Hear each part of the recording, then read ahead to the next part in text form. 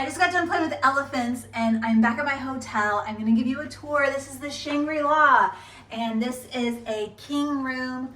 It has a king bed over here. That felt really repetitive, but king room, king bed. It has a sitting area, and when you come over here, look at the TV. I love how much space this is with a separate bed. This would be perfect if you're traveling with one child. I'm actually traveling with 3 children, so my kids have a room down the hall which is laid out just like this, but it has 2 queen beds and then this single little twin. And then when we come over here, lots of closet space, a safe, and then robes, ironing board. There's an umbrella. I love the little details like that. This is my first time staying at a Shangri-La. There are so many unique locations that Shangri-La has.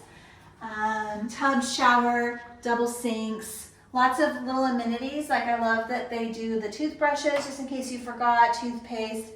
Even has a hair tie. Super fun. Okay, so when you're ready to plan your next vacation, we have agents all over the United States, and we can match you up with the perfect agent for you. So make sure you reach out to us, vincentvacations.com.